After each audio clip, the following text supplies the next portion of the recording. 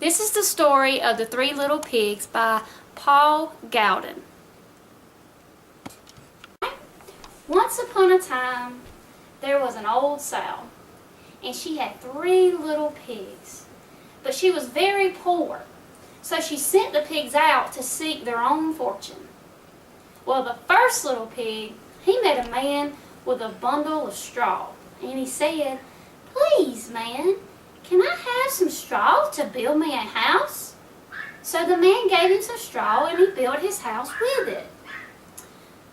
So the next day, a wolf came along and knocked at his door, and he said, little pig, let me come in."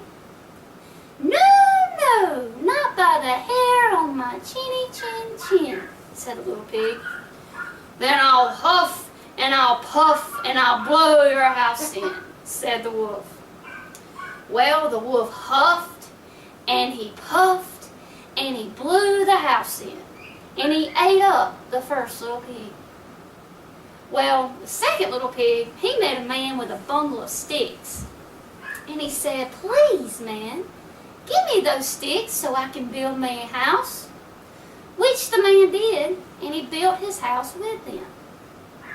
Well, along came the same wolf, and you know what he said? Little pig, let me come in." No, not by the hair on my chinny chin chin," said the little pig. "Then I'll huff and I'll puff and I'll blow your house in," said the wolf.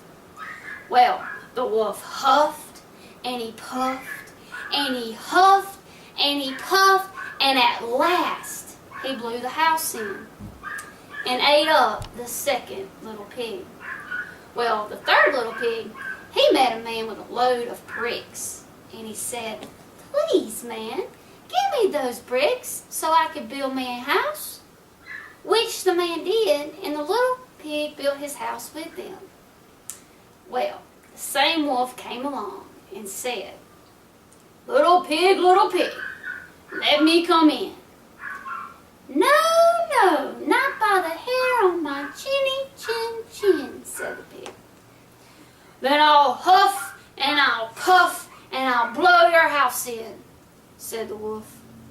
Well, the wolf huffed and he puffed and he huffed and he puffed and he huffed and he puffed, but he could not blow the house in.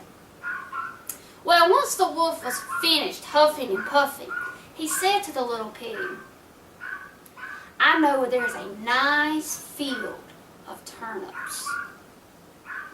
I think we should go together and get those turnips for our dinner." But the little pig said, Where are these turnips?" And the wolf said, "Down at Mr. Smith's farm. I will come for you tomorrow morning at 6 o'clock, and we will go together." "Very well," said the little pig. Well, the little pig, he got up at 5 o'clock, and he went down to Mr. Smith's farm without the wolf, and he picked him some turnips for his dinner. Well, when the wolf showed up at his house, he said, "Little pig, are you ready?" "Ready? I've already been and came back again, and I have me a nice bundle of turnips for my supper." Well, this made the wolf very angry, but he thought of another way to get the pig. He said, "Well, little pig, I know where there is a big apple tree." "Where?" said the little pig. "Down at Mary Garden. I will come for you tomorrow morning at 6 o'clock, and we will go together."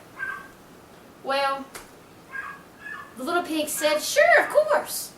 So the next day, the little pig again got up at 5 o'clock and left without the wolf. Well, it took a while to get to Mary Garden. Plus, the pig had to climb the tree and pick the apples.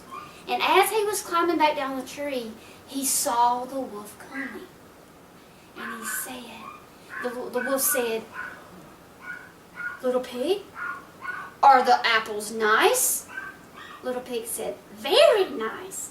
I will throw one down to you." So the little pig reared back as far as he could and threw that apple. Well, when the wolf ran to get the apple, he jumped down with his basket of apples and ran home. Well, the next day, the wolf showed back up at his house, and he said, "Well, Little Pig, there's a fair down at Shanklin this afternoon. Would you like to go?" Little Pig was like, "Yes, I would like to go. What time shall I expect you?" He said, "I will be here at 4 o'clock this afternoon." Well, of course, the little pig, he left at 3 o'clock.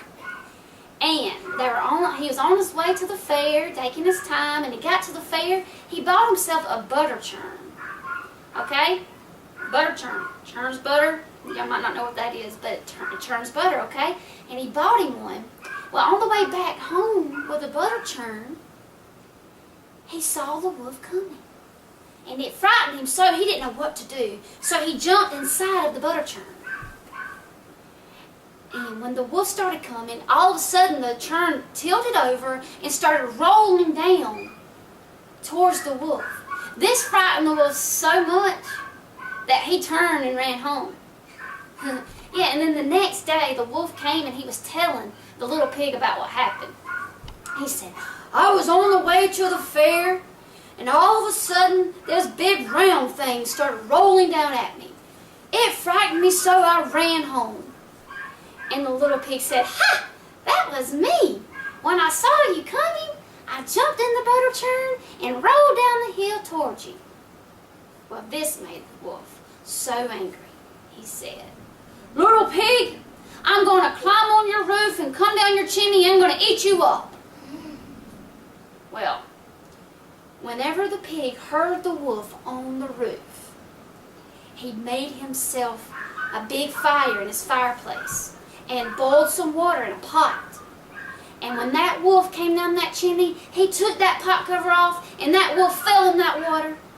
And he put that pot cover on, and he boiled the wolf and ate him for supper. And guess what? That little pig lived happily ever after. And this was a story of the Three Little Pigs, the extended version by Paul Galdone.